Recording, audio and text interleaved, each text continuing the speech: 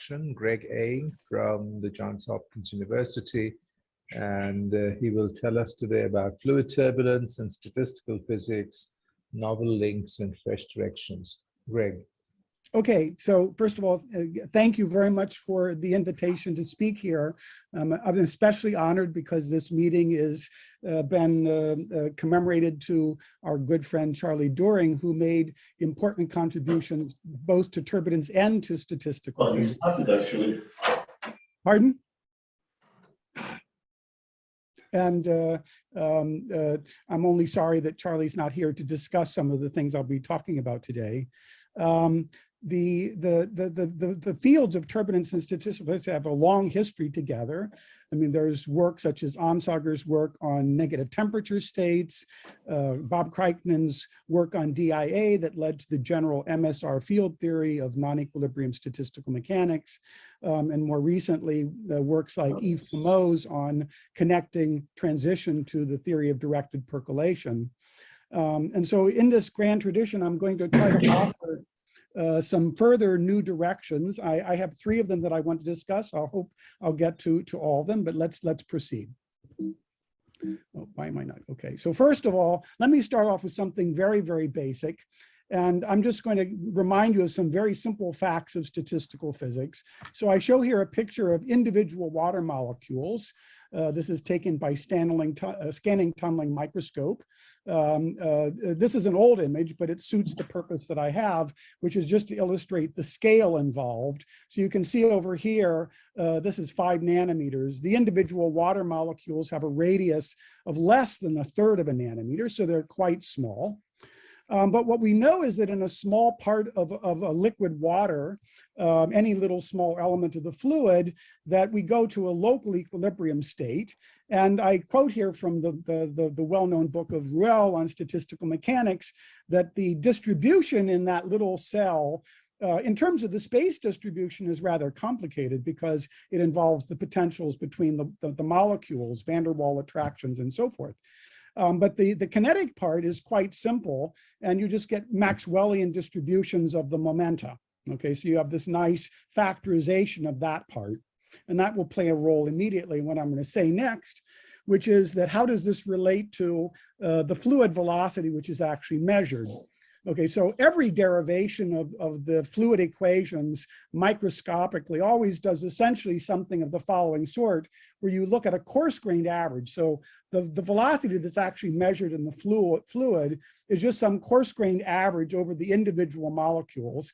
And so that's the velocity that you observe. And so here I take some nice, smooth, coarse-graining function, a mollifier in the mathematical language. And that's the velocity that's measured at a given length scale L. You could think of this as the diameter of the fluid parcel that I'm averaging over. Okay, well, because these weights are almost uniform and the individual molecules are independent and Gaussian, it's very easy to figure out what this distribution is, as long as I'm averaging over a length scale which is much larger than the interparticle distance. So I'm averaging over many molecules, but also over much smaller than the gradient length. So the macroscopic velocity V here is hardly changing. Then I simply get a nice Gaussian distribution, which has a calculable variance, and it looks like this. So it's going like 1/L² because that gives the number of molecules in that little parcel, proportional to the density of the fluid. Now, you can write this variance in terms of a spectrum. And I wrote it out here. And in order to reproduce this 1/L³ behavior, it's pretty clear, since this integral essentially extends only up to scales of 1/L in momentum, that this has to go like k². And a more precise counting of this spectrum gives exactly this result, where I'm ignoring here the energy in the sound waves. Now, that's not really, in some sense, physically correct, because the molecules don't know whether they're in a sound wave or whether they're in a vortex tube. But as I'll discuss in a moment, the portion of the spectrum which is in the sound waves is dynamically decoupled, and so that's why I'm ignoring it here.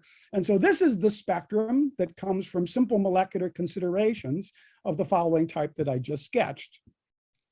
Okay, so now the question I want to ask is, how does this relate to our familiar ideas of a turbulent spectrum. Okay, so in a turbulent flow, we have this well-known picture that there's an inertial range, then there's some kind of a near dissipation range, and eventually a far dissipation range where the turbulent spectrum decays exponentially. But that flow, that turbulent flow, is believed to be locally in equilibrium, and so all the considerations on my first slide still hold. And so you would ask, how does that relate to this spectrum? And it relates like this. Okay, so if I plot those two spectra together with the physically correct constant A that was given by the counting that I discussed previously, this is what you get. And the first thing you see is that this happens in a scale which is very close to this exponential range, which is set by the Kolmogorov dissipation length. Okay, now you can make a more precise estimate of where this crossover happens. And I'm doing it very crudely here, but I just take this exponential part and I match it together with this k-squared part. And that gives this condition here where, oh, did I say what theta was? I think I actually forgot to say what theta was. Okay, but let me say that. I just realized I forgot to say what theta k is. Theta k is the ratio of the energy in a Kolmogorov scale eddy to this thermal energy. So it's that thermal energy of the molecules divided by the energy of a Kolmogorov scale eddy, and that's what this ratio is, theta k here. You can solve this, it's in terms of a Lambert W function, but basically there's a very slow logarithmic dependence on this parameter. Okay, because it's a very slow logarithmic dependence, oh, by the way, I should have said something important back here when I first introduced this. The reason that you get this k-squared is because the individual molecules are moving very fast. You might say, why does it start to rise? Well, in a glass of water at rest, the individual water molecules are moving at about 1.5 kilometers per second. And so as you average to smaller and smaller scales, those big fluctuation velocities appear and they get bigger and bigger as you average over smaller and smaller volumes. Okay, now because of this slow logarithmic dependence, what you find is that indeed this crossover is very close to the Kolmogorov scale. Okay, so for example, for the experiment of W et al. That was discussed by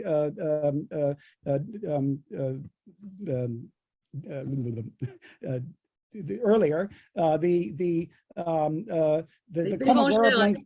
Yes, sorry. Yes. So because of this is only about 16 microns, and this theta k is very small, but because this dependence is only logarithmic, what you find is that this crossover happens at about only 10 times the 1 over eta. And if you convert that back into a length scale, you see it's only slightly smaller than the Kolmogorov length. And so that means that this crossover is happening right around the Kolmogorov scale. This doesn't threaten the validity of a hydrodynamic description because you are still much, much larger than the mean free path of the fluid, in the case of water, about 0.25 nanometers. But it means that the fluctuation effects are appearing very early. And I want to give full credit for this observation, although it's very simple. It's been sort of not paid a lot of attention to, but it was first noted in very pioneering papers by Robert Betchov already in 1957 in JFM and then following works. And then more recently recovered, we rediscovered his work and then found that he had done it some 60 odd years earlier. But this was the basic observation of Betchov. Okay, now, there is a fluid model. So, I mean, these fluctuation effects are not present in the deterministic Navier-Stokes equation, but there's a fluid model that goes back to Landau-Lifshitz in 1959 that recovers these effects.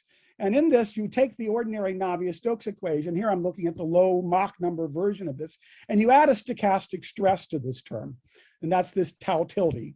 So it's Gaussian and quasi-white noise in time. I mean, this creates some confusion. Generally, this is represented as a spatial delta function and a temporal delta function. It's really not. And if you read carefully the derivations of these equations using things like Zwanzig-Mori methods, you find that it is not a true delta function. It's cut off at some length scale 8 lambda. And this length scale lambda is relatively arbitrary as long as the inverse of it lies between the gradient length scale and this microscopic length scale, which is the mean free path of the fluid or the interparticle distance.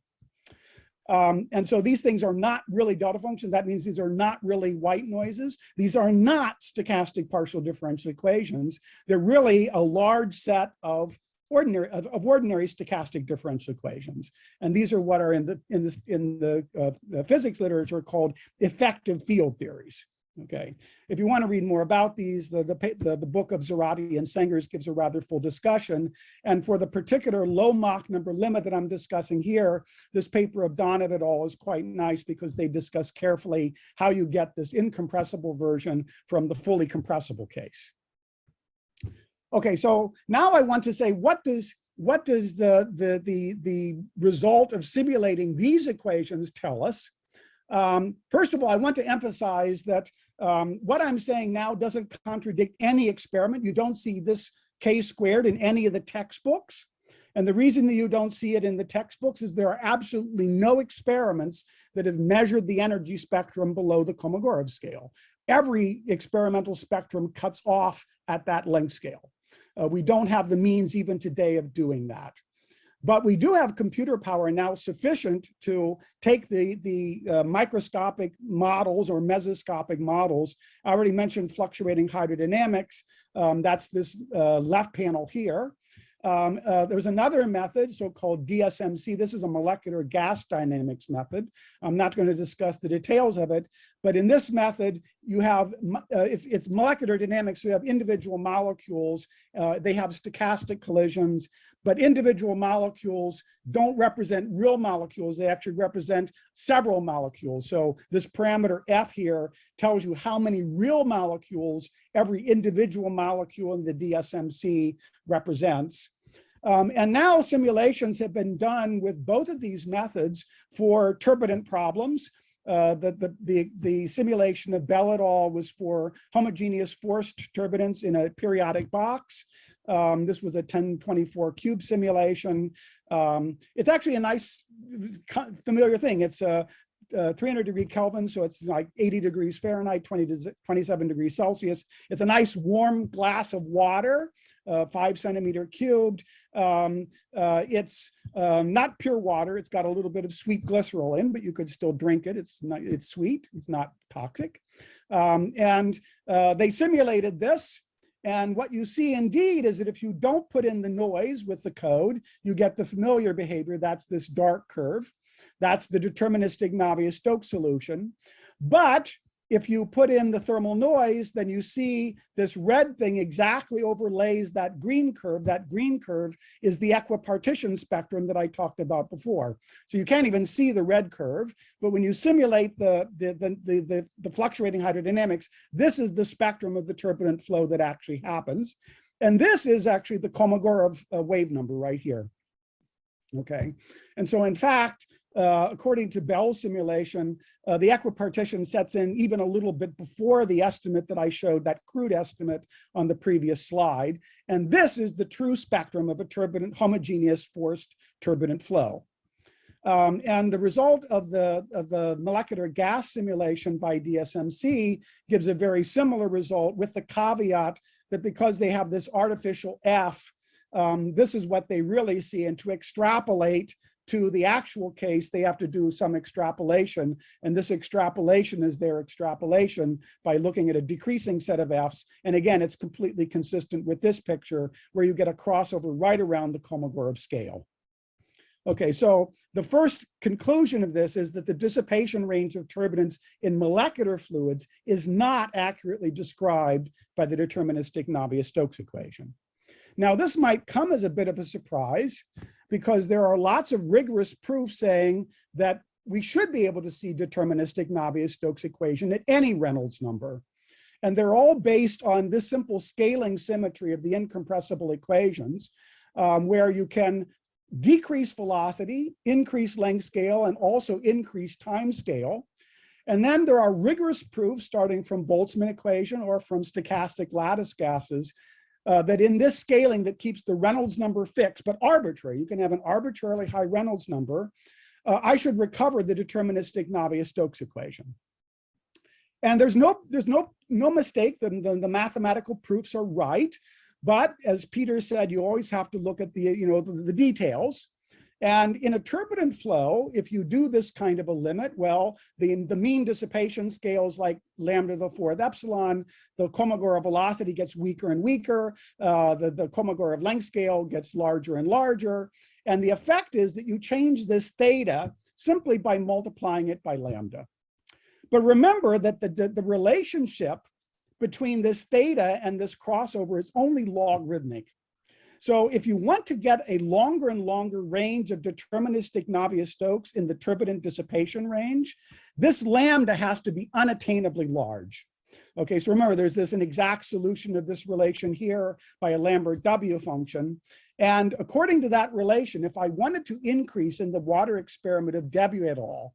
By a mere factor of 2, and instead of going from that crossover being 10 times the Kolmogorov, Kc eta being 10, if I wanted it to be 20, I would have to take their apparatus and make it 145,000 times bigger and make the velocities 145,000 times smaller.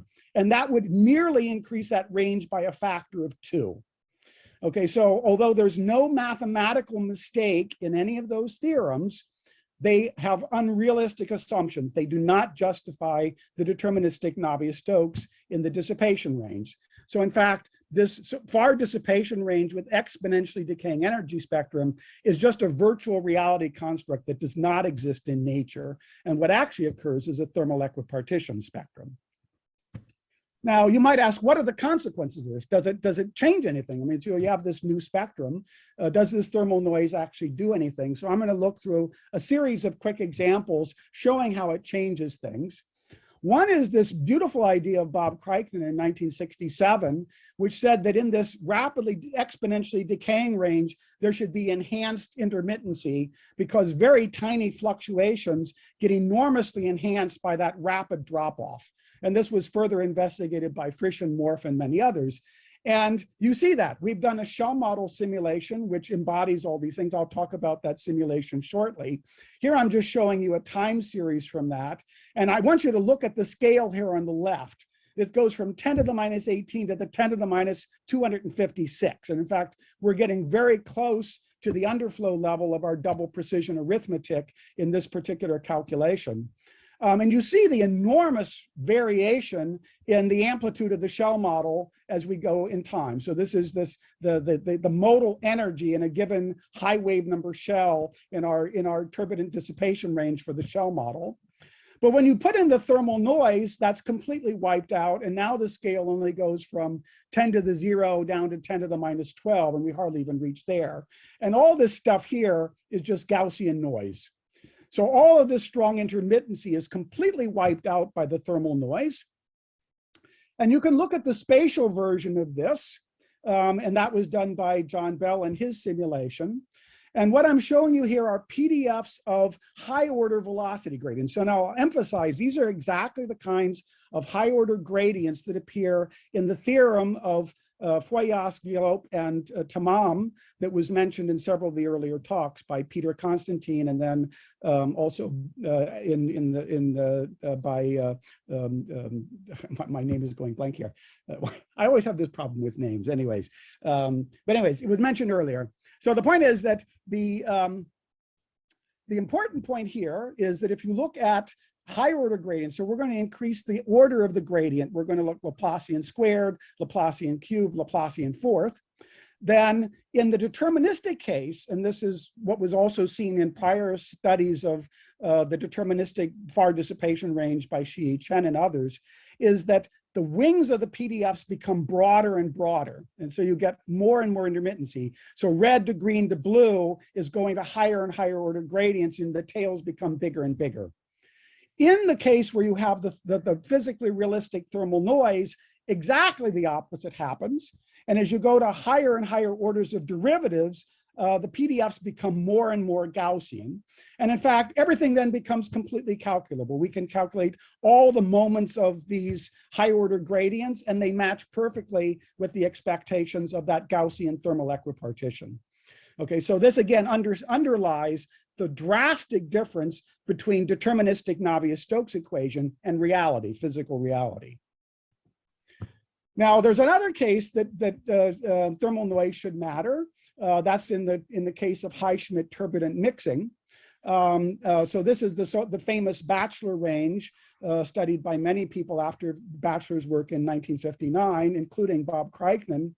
And one of the issues there was what happens in the so-called viscous diffusive range. That was the main controversy between Batchelor and Kriknen, whether it decays Gaussian or whether it decays exponential.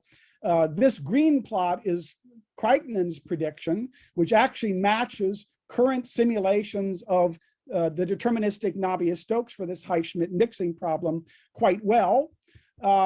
But you can also put in the thermal noise, and we've done that in this recent work. I mean, true to its fame, this is one case in turbulence where you can get exact analytical results. And so we found that it's quite easy to take Kriknen's, or not, it's not trivial, but it can be done, especially following, I should give credit to the work of Donafai and Vandenine that we based our analysis on, who did previous work on high-Schmidt, effective thermal fluctuations on high-Schmidt passive scalars. And when you do that, of course, the spectrum changes completely. You get an analytical solution. I wrote it out here in terms of auxiliary sine integrals.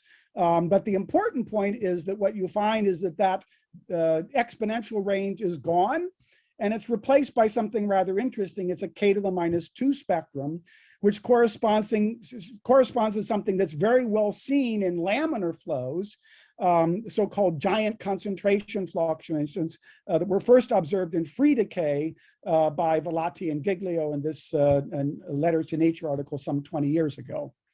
Okay, so again, this is not to be unexpected if you know a little bit of statistical physics, but it's very, very different than the predictions of deterministic Navier-Stokes.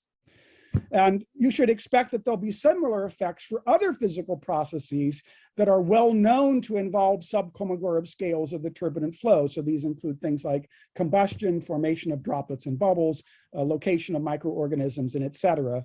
And in all of those cases, you should expect that there will be very, very interesting competitions between turbulent fluctuations and thermal fluctuations. Okay, so another issue that's been discussed already in the meeting was the issue of extreme singular events. And this has been a very big push in the last decade or decade and a half to look at the most singular, most extreme events. And I just have a list of papers here that have pursued this. I should say all on the basis of solving the deterministic Navier-Stokes equations numerically on the computer. There's absolutely, again, no experiment about this at all. And these are not trivial calculations at all. These are really heroic things, and they're pushing the state of the art in terms of computing. And I just here quoted, this is a result from one of the more recent ones, showing you the effort involved. So the unit here is the Kolmogorov length. So this is 50 Kolmogorov lengths on a side, and you're getting very small structures here, again, less than the Kolmogorov length. They're looking at wave numbers that are k, compared with eta. So if I look at wave number times eta, they're going up to like 10 or 15, something like that. It's getting quite large. And all of these studies are predicting small length scales much smaller than the Kolmogorov scale. So in fact, from the paper of Burari et al. Here, they made this estimate. There are other estimates available. But the point is that all of these studies of coherent structures are going way below the Kolmogorov length scale. And these are unfortunately only numerical exercises, because they're looking at length scales which have never been probed experimentally, and where we can now see that thermal noise effects are substantial. Okay, so let me just look at what we did for these extreme events in our shell model simulation. So I mentioned this earlier. Let me discuss it here in more detail. So we just took the standard Sabra model, but we added the thermal noise term here corresponding to the fluctuation dissipation relation so that we get the correct equilibrium distribution. And I'll mention here that the equilibrium distribution in this case, because it's a zero-dimensional problem essentially, doesn't have a k-squared growth. It's the energy equipartition is just flat. And so that means that the thermal noise effects that we see here are much weaker than they are for 3D fluids. So anything that happens in this simulation is going to happen even more in a real turbulent flow. Okay, so what I'm showing you here are individual snapshots of the simulation averaged over a Kolmogorov time. Okay, so they wiggle too much at high wave numbers if you don't do a slight averaging. But even if you average over just a Kolmogorov time, you can still see that there's a lot of intermittency. And so we have lulls where things are very quiet. And then the equipartition goes way, way back, even below the Kolmogorov scale. So the units here are dissipation range units. So the zero shell corresponds to the Kolmogorov scale. And you can see that in these lulls, these quiet events, that you go way below the Kolmogorov scale, and the thermal noise effects go way back into the bottom of, the top of the inertial range. You also have the very strong extreme events, and these are plots of some of the most extreme events in the simulation. You still see that at the highest wave number, you go to equipartition. And I'll note that these events have the feature that was already mentioned by Srini, for example, is that the energy at the Kolmogorov scale is very close to the energy in the largest scale. And so you might imagine with these huge energies down at these tiny scales that the thermal noise effects could not be important because those thermal energies are so tiny. But in fact, what we see here is that when these events die, they don't die according to deterministic Navier-Stokes equation. They die according to a combination of viscous damping plus thermal noise. And in fact, that's inevitable because what physics tells us is that whenever you have dissipation, there's a fluctuation-dissipation relation, and they always come hand in hand. Fluctuations and dissipations are inevitably tied together. And so the actual process in which these dies is going to always be affected not just by viscous damping, but also by thermal noise. Okay, I should say, by the way, that the parameters of the simulation were using all the parameters, Reynolds number and so forth, of the atmospheric boundary layer. So what you're seeing here is probably typical of something that you would see in the atmosphere. Okay, so if I want to go into more detail about this process of dying, what I've shown here is, first of all, in the blue, a standard viscous scale. This is the scale where the local Reynolds number of that solution first became unity. And that's this blue plot. And then I can also look at that equipartition scale. And so again, I can look at the first point here marked in red, where I first reach equipartition within some accuracy, 10% accuracy or so. And that's this red curve. And you'll see that they are closely matching each other. And so what happens is that the equipartition happens within basically about 3 shells after you reach Reynolds number equal 1. And that's shown more clearly here, where I look in individual realizations at the difference between those two scales, where the Reynolds number drops to unity, and then where I go to equipartition, and I can make a PDF of that quantity itself, and it's peaked around 3. So basically, in every realization, once the Reynolds number drops to unity, then I go through a process that is affected by thermal noise, and I go rapidly to equipartition. Now, the most extreme event that we saw in our simulation with the parameters of the atmospheric boundary layer corresponded to a length scale, which was about 8 microns.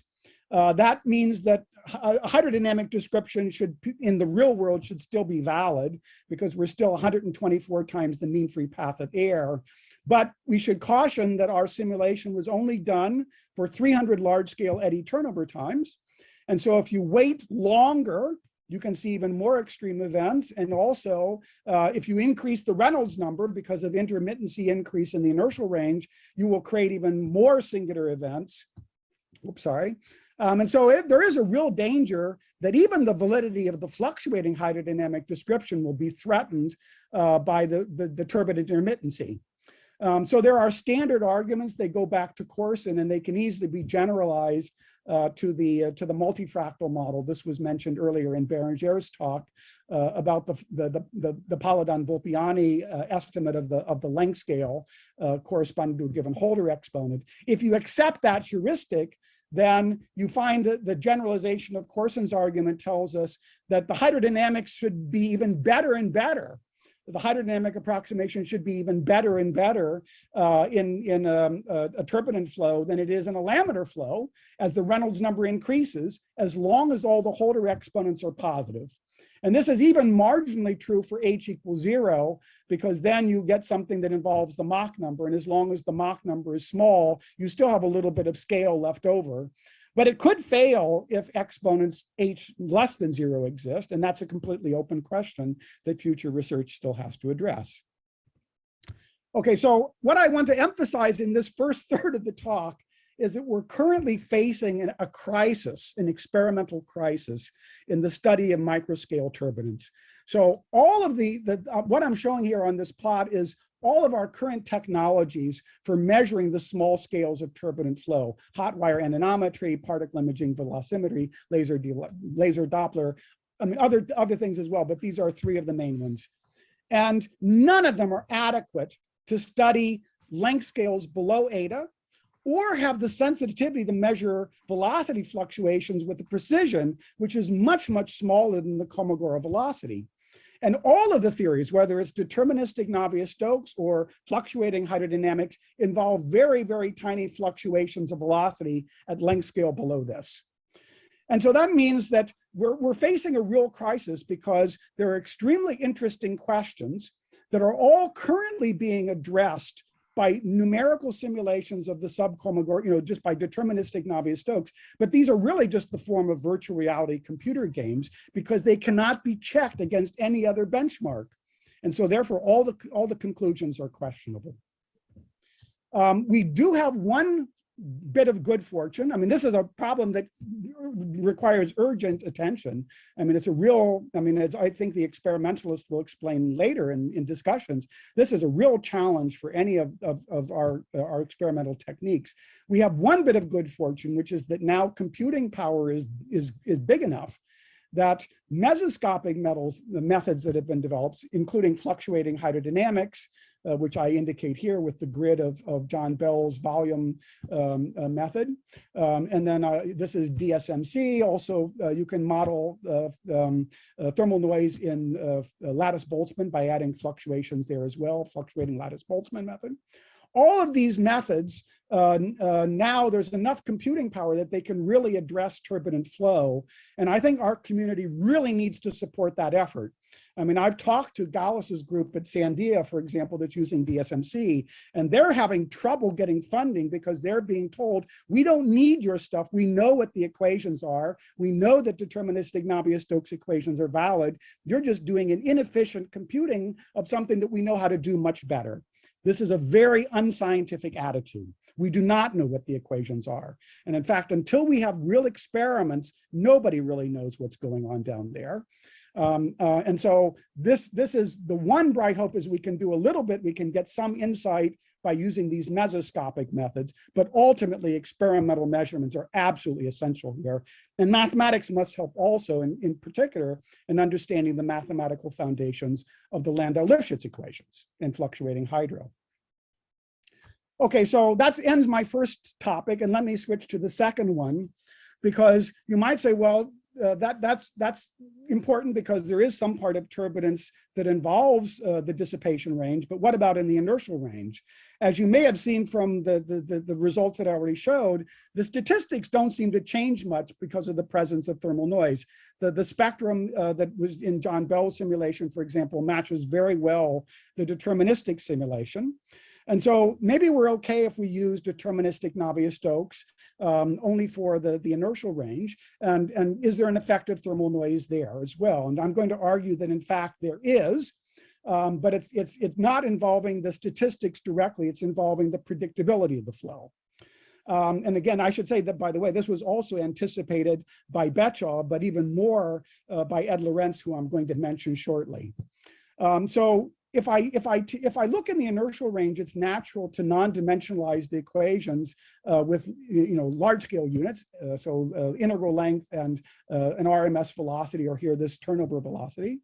And if I do that, well, then the equations take this form. And because I get a 1/, Reynolds number, that's familiar, but I also get a Reynolds number here because that thermal noise is connected with viscosity by the fluctuation dissipation relation.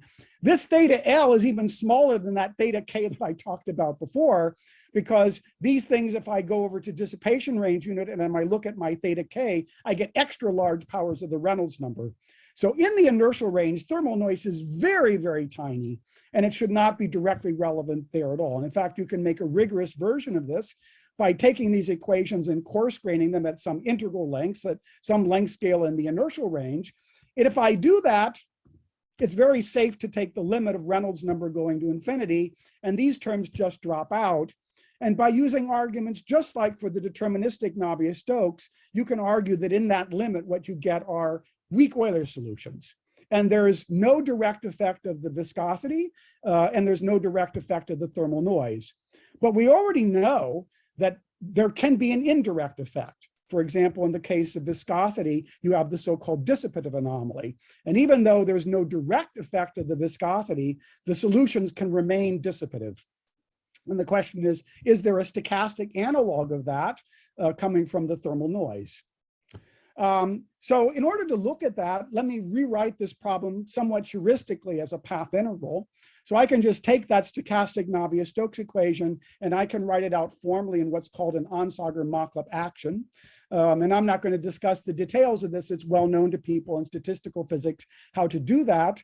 Here, this norm is an H-1 norm given by the inverse of the Laplacian. That appears because the noise is momentum conserving and involves gradients. So when you take a gradient squared, you get a Laplacian. For mathematicians, I'll say that this might look heuristic, but in fact, this has been rigorously derived in the very important work of Quastel and Yao in Annals of Mathematics in 1998 for a stochastic lattice gas, when they considered this limit that I mentioned before of taking lambda going to 0, Reynolds number fixed. And the only problem with that limit is that it's just physically unattainable. So as I discussed before, it's a mathematical exercise, but in fact, it's not physically attainable. It's not really relevant to our problem. And the really physically interesting limit is to keep both the mean dissipation and the thermal noise at the dissipation scale fixed, because those only depend upon, well, theta K depends on epsilon, and it depends on the basic material properties of the fluid, density and temperature. But then you can increase the Reynolds number by letting the outer scales get larger and larger. So the typical way that Reynolds numbers get bigger. And so this is the interesting limit. And if I take this action that I wrote here, let me go back here. So this formal action that any statistical physicist would write down for the problem. If I look at Reynolds number getting large, well, first this term should drop out. And then I should get a law of large numbers because this action has multiplied by this prefactor. And so I should converge to a deterministic trajectory given by the Euler equations. Okay, so that's what you would naively expect. That's what any physicist on the street would guess, is that you'll just go back to the solution of the Euler equation with small, tiny fluctuations around it. But what we heard from the talk of Laszlo is that, in fact, these Euler solutions, these weak Euler solutions that hold in the inertial range are not unique. And so I give here some of the current papers on this. I mean, particularly this very recent one has a nice discussion of the current literature. There's non-uniqueness. And so even if you assume that the solutions are dissipative in some form, they can even be, in some cases, locally dissipative or more globally dissipative with Holder regularity up to the Onsager's 1/3. These are generally not unique. You have more than one solution to the Cauchy initial value problem. And this is exactly the setting in which you get what's called spontaneous stochasticity. Okay, so this originally appeared in the work of Bernard Gowetzky and Kupiainen in the Kriknen model. They were studying Lagrangian advection of scalars. So the Lagrangian picture of scalar advection. And what they realized is that because in the limit where both viscosity and diffusivity of the scalar are getting small, the velocity field is becoming rougher and rougher. The Lagrangian trajectories are no longer unique in the limit. And so if I take a limit where I put the viscosity in, that's represented by the smoothing of the velocity. And then I also have the diffusivity, which I'm representing here by the actual physical Brownian motion of the solute particles. So this is real physical Brownian motion of the individual solid molecules in the flow. And if I take that limit where both of them are getting smaller, more correctly, Reynolds number getting large and Peclet number getting large, when I take that limit, I no longer converge to something deterministic. It stays random. And there's a very close analogy with zero temperature phase transitions in equilibrium statistical mechanics, where now the non-unique solutions of the Cauchy problem, that is the minima of the bare action, play exactly the same role as the ground states of the Hamiltonian in equilibrium statistical mechanics. So these non-unique ground states are selected with some probability by this limit. Okay, so I would say that since this work of Bernard et al., there's been a lot of study of this in the case of Lagrangian trajectories. And then more recently, this analog, Eulerian, has been pointed out by Alexei Maleyev and has been pursued with lots of interesting studies. But the ultimate reason for this really goes back earlier, and it comes from combining works of Ruel and Lorentz. Okay, so Ruel did one step in 1979 where he pointed out that because of the ordinary chaotic properties in a turbulent flow at the dissipation range, thermal noise will be amplified in just a few Kolmogorov times up to the scale of the Kolmogorov length. And I'll notice here that this estimate of the time scale involved is a few Kolmogorov times and then multiplied by the log of that parameter that I introduced earlier, 1 over theta k. And again, because this is only logarithmically depending on theta k, even extremely weak thermal noise gets amplified to the Kolmogorov scale in just a couple of Kolmogorov times. But then another mechanism of Ed Lorentz takes over. And I should say that if you get nothing out of this talk, you should get out of this talk that you need to read this paper. This is a monumentally important paper that has been very, very much overlooked. It's much more radical and revolutionary than the 1963 paper that was cited in the preceding talk. And I should say that Tim Palmer at Oxford has been advertising the importance of this paper recently, and I completely agree.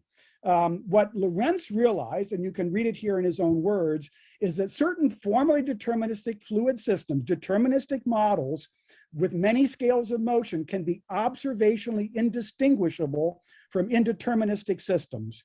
And that two states of the system, which are differing by an observational error, can evolve into two states differing as greatly as a randomly chosen states of the system within a finite time interval, which cannot be lengthened by reducing the amplitude of the initial error. And then Lorentz went on to analyze this problem using closure. And I think this has obscured the fundamental importance of what Lorentz did. And I think because he didn't really understand himself the mathematical underpinnings of this phenomenon. But we're now, I think, beginning to get some glimpse of that. And so let me just say a little bit about this process. Okay, so we've studied this inverse error cascade of Lorentz in our shell model calculation. And what I'm showing you is for the well-known Kolmogorov solution. So there's an exact stationary but unstable Kolmogorov solution for the shell model, and I've written it here.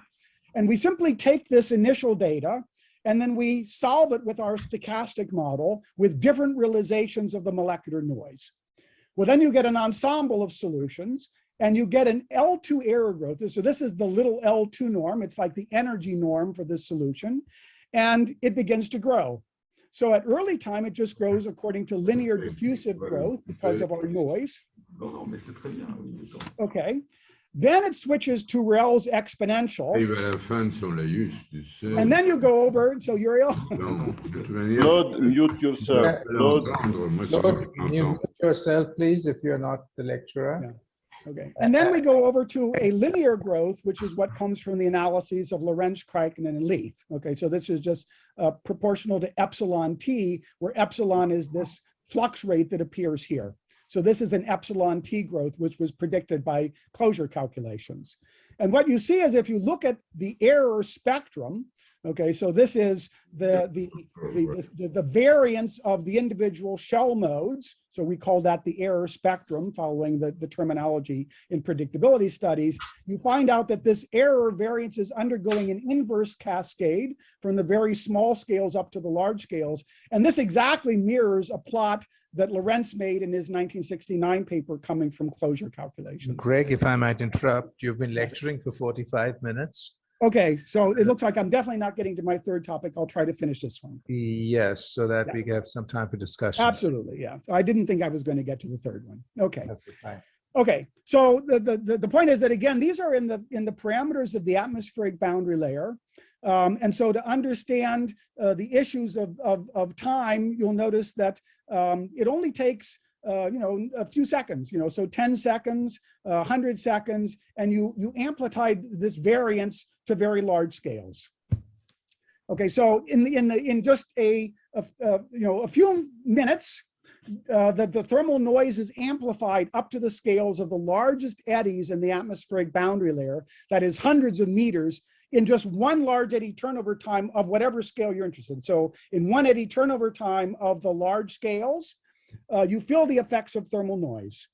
And so that means that not only the flap of a seagull's wing, to use Lorentz's terminology, but also the swerve of the molecules leads to intrinsic unpredictability of turbulent flows. So that is the individual realization that you see at hundreds of meters is influenced by how the molecules moved at the molecular scale.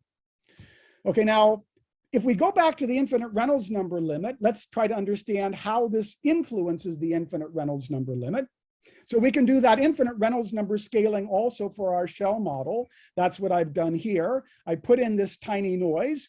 And in the limit where the Reynolds number goes to infinity, this will converge again to some weak solution of the model with infinitely many shells. Remember, my fluctuating model is truncated at some large shell. And here, to be very, very conservative, I truncated it according to the log of the Reynolds number, allowing basically Holder exponent h equals 0 singularities, so we could capture even those. But in any case, if we take the infinite Reynolds number limit, that's gone, just like for Navier-Stokes. But does the solution stay deterministic? And the answer is no. And what I'm showing you here is evidence of that. So I'm taking that variance as a function of time. So again, this is my L2 variance. But now what I'm doing is I'm now not looking as how it evolves in time. I'm looking at that variance as function of time as I increase the Reynolds number. And what you'll see is that as I increase the Reynolds number in this direction, then what happens is that it takes time to go up there. As I decrease the Reynolds, well, first of all, if I increase the Reynolds number, the noise is active earlier because it's bigger. But as I decrease the Reynolds number, increase the Reynolds number, the viscosity getting smaller and the noise is getting weaker and weaker, I go to a finite variance. That's telling us that the solution is staying random. Even in the limit where the noise disappears completely, the solution stays random. Here I'm looking at one particular shell mode. This is the 20-second mode down from the forcing scale. So this is now an inertial range unit. So this is 22 shells down from where I'm forcing in one eddy turnover time. And as I increase the Reynolds number, the statistics does not become deterministic. It stays random. Okay, so this is the clear signature of spontaneous stochasticity in the infinite Reynolds number limit.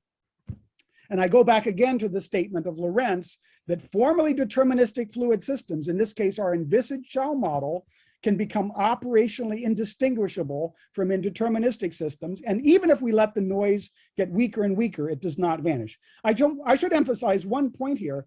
There's no special role of thermal noise. We can't tell from this unpredictability whether it was driven by thermal noise or not. Any small random perturbation will do, but thermal noise is unavoidable.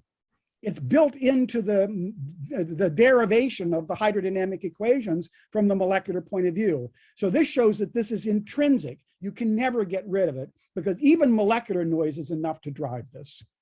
I'm just going to say very quickly that you can make an RG theory of this, and in simple toy models, it can be carried out analytically.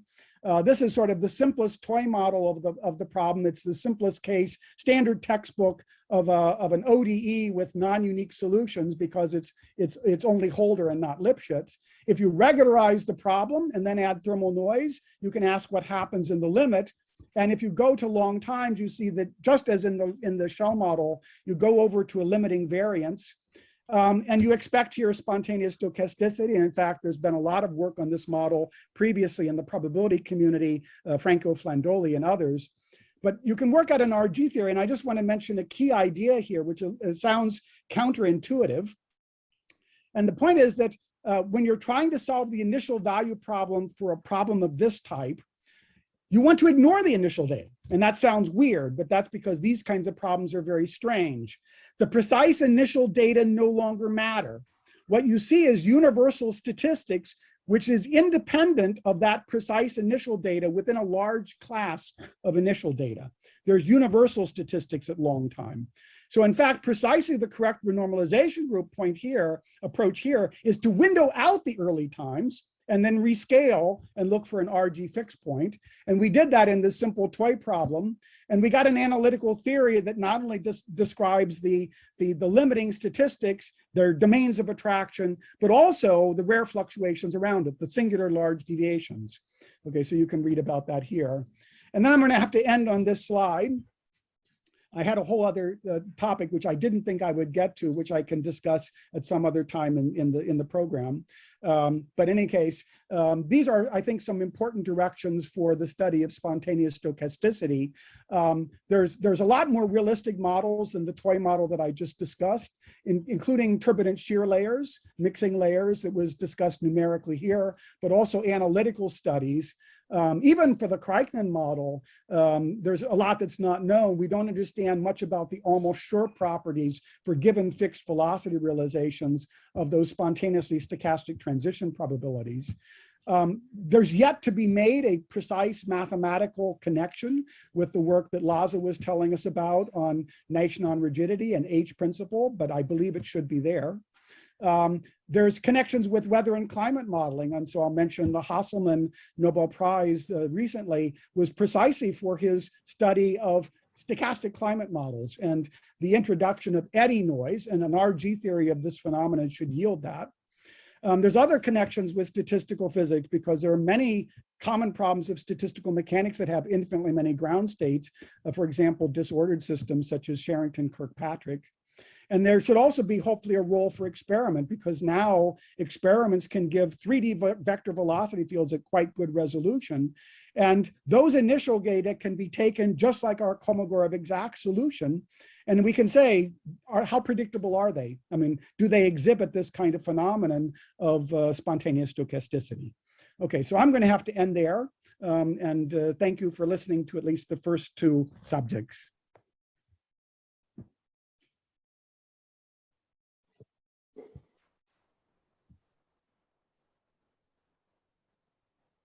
Hello? Okay. Hi. Yeah. So are you asking me to ask my question? Yes. Okay. Can you hear me all right? Yes. Okay. My mic was muted, I'm sorry. Can you hear me now? No, I'm